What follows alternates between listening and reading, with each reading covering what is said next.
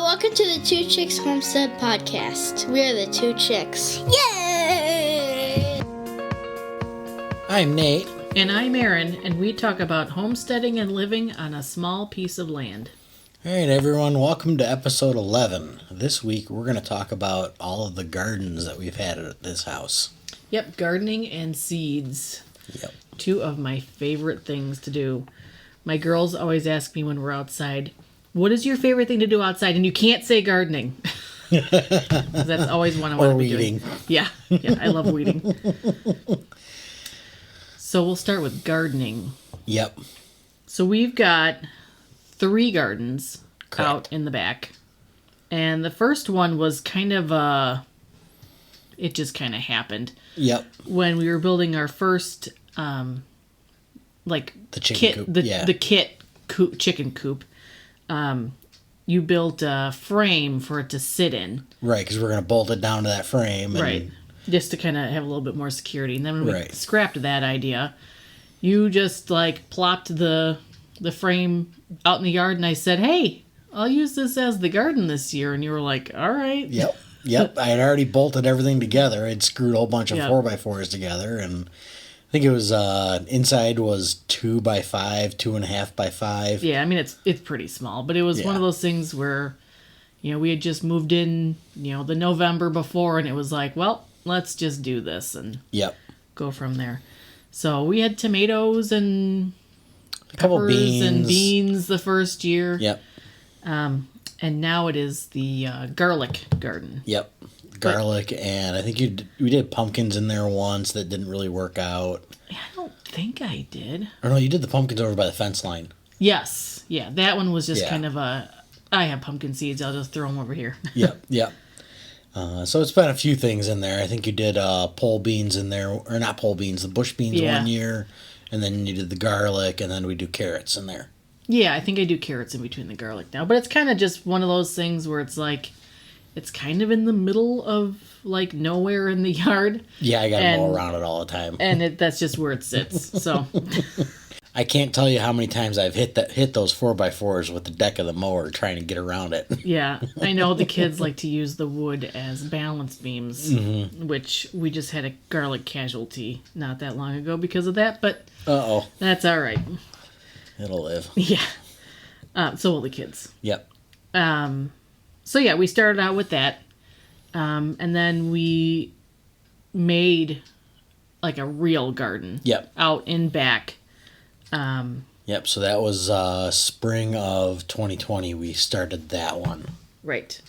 And so that's a 16 by 8 by 16. Oh yeah. And that one we did more square foot gardening. We kind of had a plan. Mm-hmm. We dug out all the grass, or stripped the grass out, and when we were done, a friend of mine said, you could have just put a tarp on that for a couple weeks and it would have all died. And it was like, well, we've got a yard left, so we'll just finish it. But that was a lot of work. Yeah, I was not feeling all that great after doing that. Yeah, but we did it. So yeah, we did that in probably, I don't know if we did that in the spring. Would have been May. I think it was April. pretty... It was April, because I think I just saw the memory pop up on Facebook. It was sometime in April. And then not too long after that, before we even planted, we had rain, and this garden flooded completely. Yep. And I panicked, as any new gardener would, and I bought a bunch of those fabric garden bags, which we did end up using and really liked them. We put them on pallets all around the garden, and I mean, we did pretty good. Yeah. I think I made the mistake of just using dirt in our side yard that ended up being clay. Yeah, I think a lot of that was back by the farmer's field. I think we pulled it out of there where we have all the wood chips now. Yeah. When we tried to smooth that out, I think we pulled a bunch of dirt out of that. Yeah, so I think that's why they didn't do amazing, but they did pretty good. Yep. But we ended up not really needing them. I just didn't want to waste the plants. Right. And the reason I think that flooded out was because I did that same thing as the really small garden. I did 4x4 posts all the way around and screwed them together. Yeah. and just plopped them on the ground. Yeah, but we haven't had an issue since. No. So that one has been going for a couple years now. And that's what we did last year. We did the Three Sisters garden. Yeah, and that worked out pretty cool. Yeah, which was our first time doing like edible sweet corn, and with the squash and the beans. Right. And the beans, I don't do very well with pole beans, but they did okay. I mean, we did the 550 paracord and the green fence posts, like the T-posts. Yeah. Yeah, I think I just like bush beans better. They just seem to do better for me. But the corn was amazing. The squash, I mean... We used a lot of that. We had spaghetti squash coming out of our eyeballs. Mm-hmm. And then in that garden, we also put that walkway through. Yes. To the 12-inch by 12-inch or 16-inch by 16-inch stepping stones. Yeah. Down the middle. Yeah, so it's a nice kind of walk through and be able to The girls harvest. love walking through there. Yeah. So we've always done gardens at each of our houses. The house before this one, we did like square foot gardening. Yep, and the concrete, we did concrete block. Yeah, and then it was really pretty. And we went out and spent a fortune on that, like mushroom compost. Yeah, it was mushroom compost, the real nice peat moss. Yeah. Some dirt. We got a mix from our friend. I think we spent probably $200 on dirt for a 4x8 little thing. We did pretty good, though, for... The smart thing we did, I think, on that was... So we used the concrete block that you can get at Menards or Home Depot or whatever, cinder blocks. And then we dropped the dirt in the small square holes. Yeah, and that's where you planted all your herbs. And strawberries and, That was a good idea. Yeah, so, I mean, we did pretty good, but we spent a lot of money on that dirt. And since then... We've just kind of used what we had. I mean, we have chickens now, and we used the rabbit manure. And oh, yeah. I think there's probably a 1/2 inch to 3/4 of an inch of rabbit manure on the big garden out back right now. We can't seem to sell it, so we just keep using it. Yeah. Which isn't bad. No. But yeah, this newer garden, which is a 10 by 40 garden. Yep. We kind of did that. We followed loosely Jack from the Survival Podcast suggestions on getting a new garden ready, and that was we framed it out. Yeah, or at least we measured sized it out. Yeah. And then put leaves and the chicken compost that we had from that year in the fall. And then the rabbit. And leaves and rabbit manure and tarped it all winter. Yep. We tarped it probably November, like the first couple days in November, and then let it go through, I would say, it was early May. Middle May, yeah. Yeah. And then we pulled the tarps off. And, I mean, it was beautiful. Yeah. And we still tilled it, but... Yeah, but it was... I mean, it went really good. I mean, everything, like... Yeah. I mean, there was, like, no weeds in it. There was no grass in it. It was all compost, nice black dirt underneath. And it probably took me half hour to till that whole garden. Yeah. Whereas the original one probably took me 3 or 4 hours to do an 8 by 16. Yeah. So each garden we kind of changed and improved and used more of what we have. Right. As opposed to buying and Absolutely. adding. Yeah, and we bought those stepping stones as well for that garden too. Yeah, so that's got quite a few different little areas. We got it partitioned off in 6 sections. I think so, yeah. So it's it works out pretty good. Yeah. It's definitely enough space for us. Mm-hmm. And then we reused the stand, that swinging seat that we had out there. Yeah, so we had a hanging swing that we had bought, and it blew over because we get constant wind in the back. And then it broke, so we had the swing off and used the swing frame for the cucumbers, which didn't work to my favor. Right. Because it didn't do very well. And sorry, Mom, I blamed you because we went on vacation and came back and they were dead. And she was like, I don't know, I watered them. And it was like, ah. But then talking to more people, I guess a lot of people have issues with growing cucumbers growing up. So I vowed to never do cucumbers again, but I will. Yep. So we'll do something else. I'm not sure what we'll use that frame for. But yeah, we'll figure it out. And if we'll use it for something. Yep. Always use it for something. Mm-hmm. And then I used the swing to hold all my gardening tools. Yep. I should probably cut that down a little bit and do something. Make it look a little bit more official. Yeah. Or break it up and build something out of the wood. Yeah. It works, though. Yep.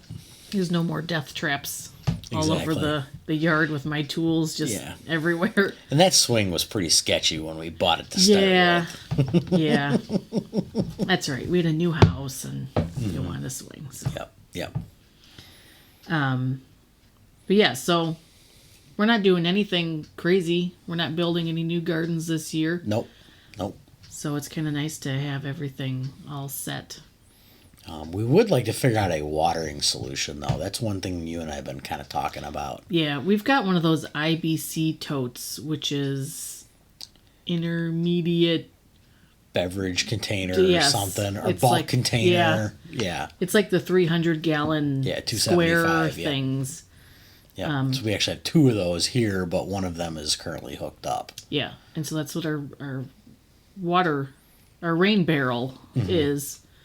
And it's not far from the gardens, but it's probably 60 feet. Yeah. I used to buy the pressure waterer, like you would use, like put pesticide, type things. Sprayers. And they don't last. I mean, I think I just probably overpressure them walk back and forth 10 times watering the garden every day. And I would love to find something else, because it didn't really seem like it had enough pressure for the hose. Right, so. Yeah.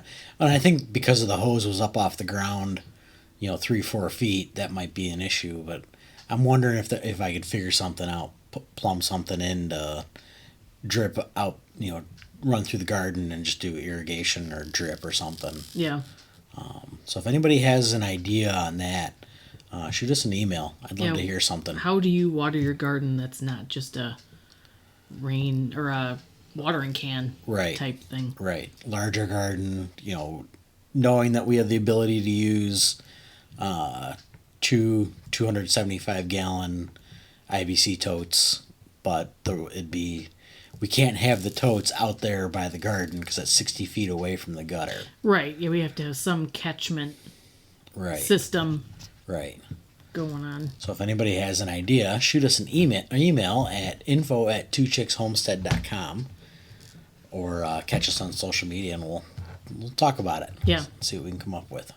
Or if you just want to talk about gardening in general. Exactly.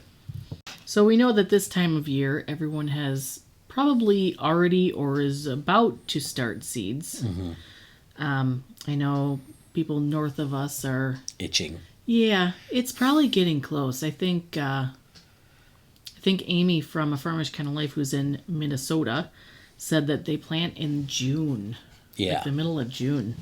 Yeah. And we usually plant around Memorial Day. Yeah. I think middle of May. It used to be Mother's Day, but it's so early this year. There's absolutely no way. Yeah. Yeah, I think we'd just be getting back from LFTN, and it's like, we're not going to have time. Yeah, no.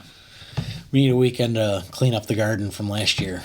Yeah, because it is just how it was in October. It's exactly the same, which is good for the bugs. Mm-hmm.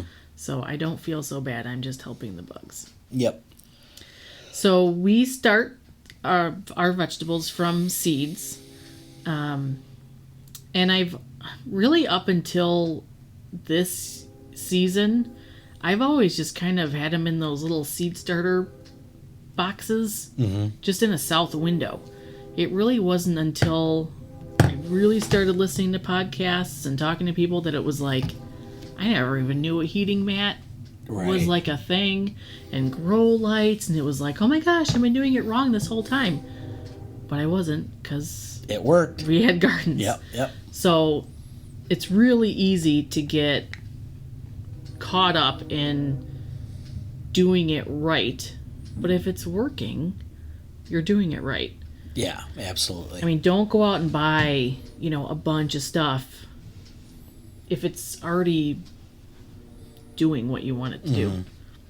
I mean, how big is that seed starter you got over on the grow tower right now? Is that a 72? No. Probably a 36. I thought it was more than that. All right. We'll have to count them. Yeah. I mean, I don't know. We do a lot, but it's not a ton of variety. I mean, we've got our things. I do tomatoes and peppers and onions and cucumbers. And a lot of the stuff is direct sow, so it's not even true. started in that. Like the pumpkins and peas and beans, those are all squash. Yeah, that's very true. I keep forgetting about So that. we probably have doubled the amount of what's over there that's going in. It just goes in directly. Oh, yeah. One more thing about the garden is those tomato cages that we got. Those huge tomato cages. Yeah, we got those from It somebody. was our neighbor's friend, Rick. And they're what, like 8 feet tall? 6-8 feet, give or take. And they're like really thick. It's like it's cattle panel almost. Yeah. And they're rolled up in like 4-foot circles, and that thing, they weigh quite a bit, but man, do they work. Stay.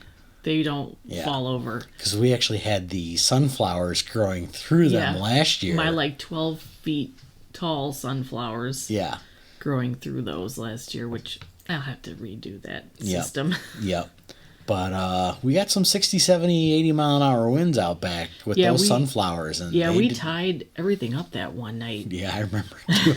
Paracord to various spots and make sure those cages don't go flopping over. Yeah, we didn't lose anything. No.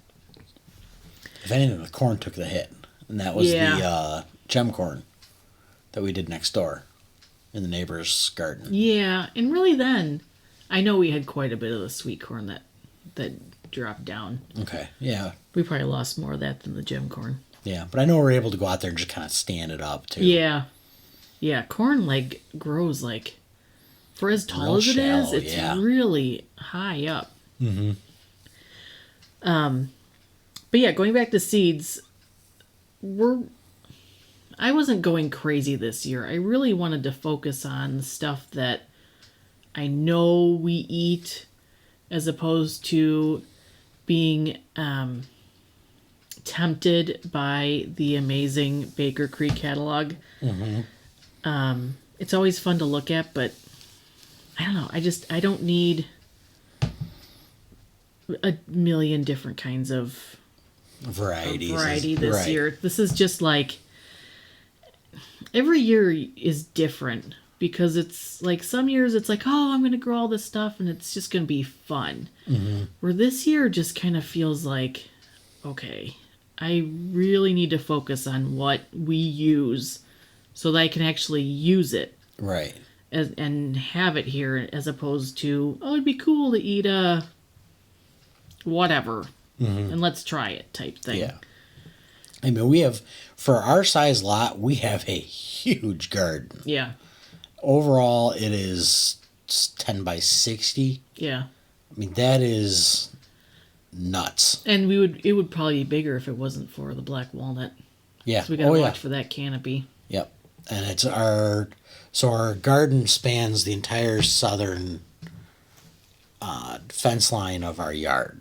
Yep. Which backs up to the farmer's field. It's about 8 feet away from this field. Right. And we don't want to get much closer.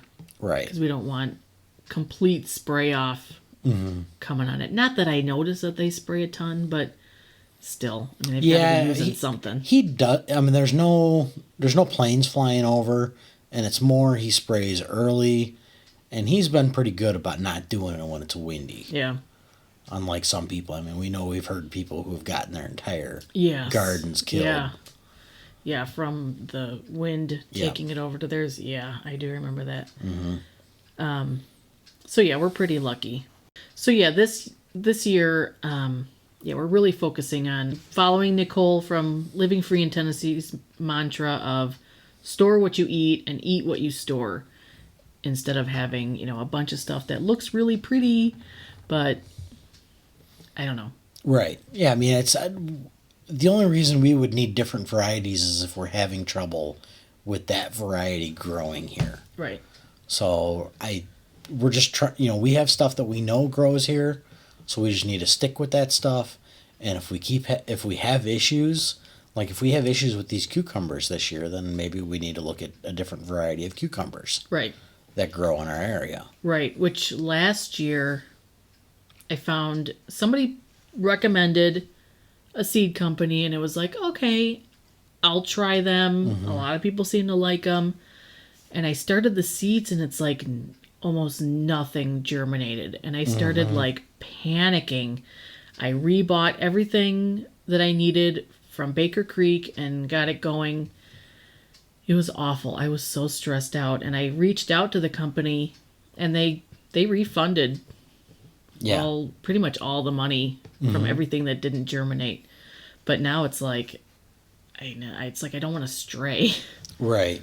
Yeah. I mean, we'll stick with what we stick with, and if that company has a variety that we really want to try, then we'll do it. But I'm very happy they took care of it. Took care of the stuff not germinating. Yeah.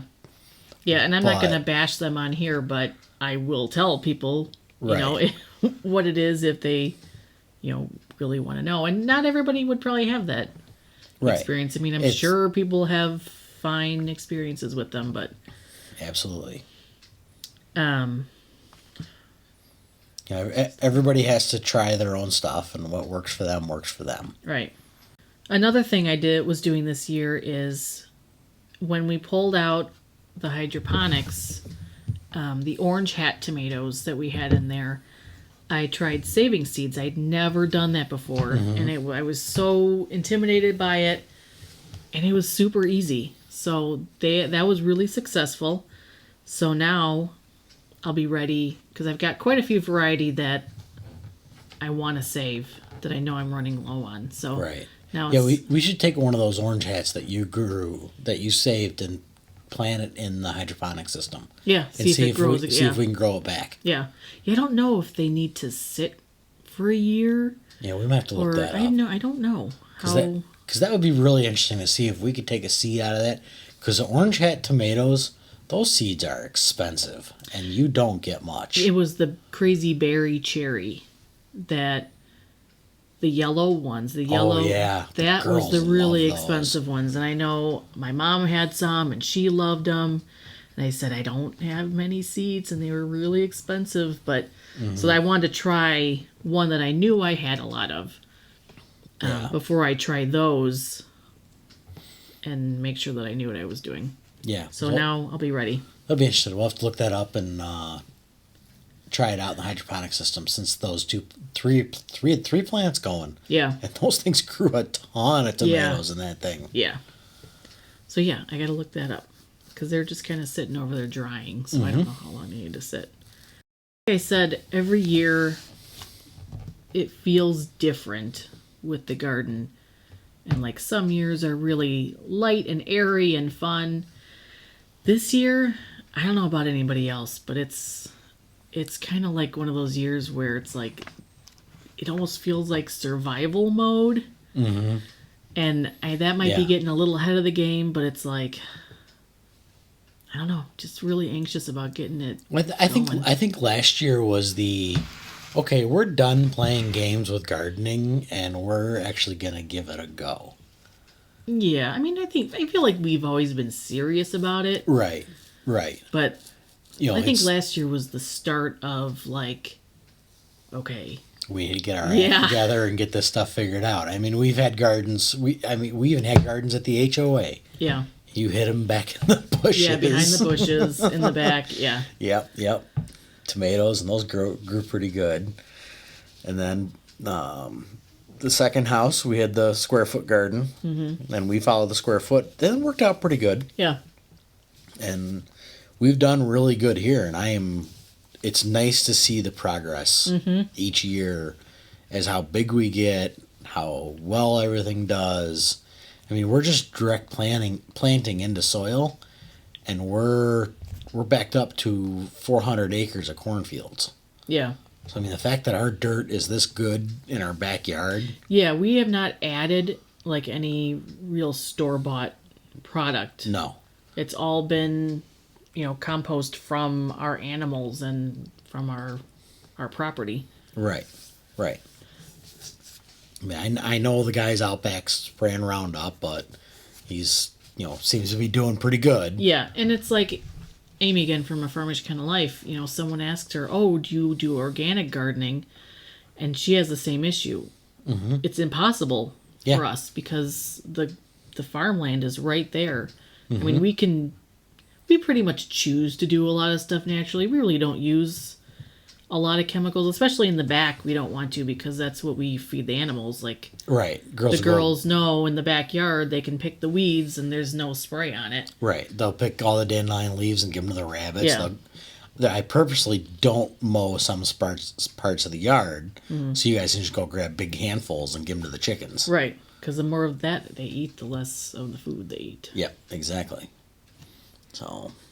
But yeah, I mean, we can do what we can, but the farmland's always going to be there doing what they do. Right, exactly.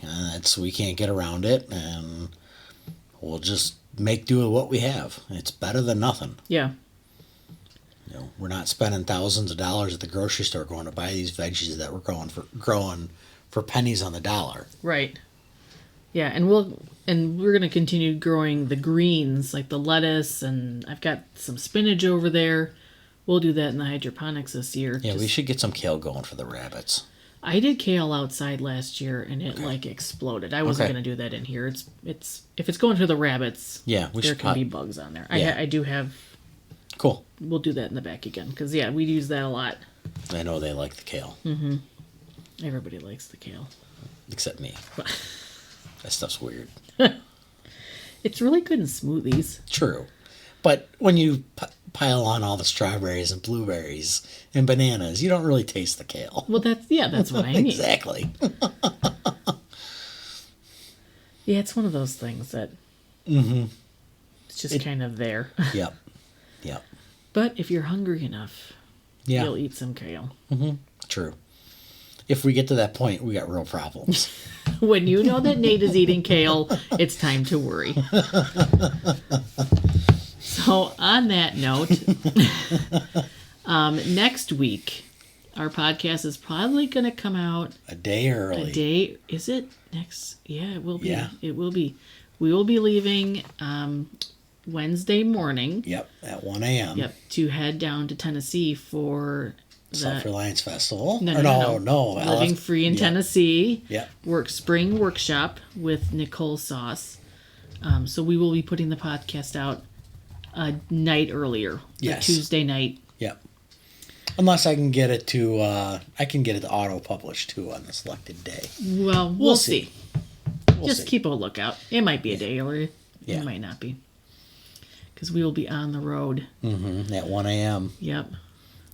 Boogie it out down 39. Yep. All in butt.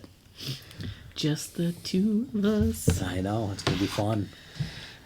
Cat's coming over to say hi too. So on that, I think that's it for gardening. Yep. We will see you guys or talk to you guys next week. All right. See you on the homestead where something is always growing, eating, or cooking.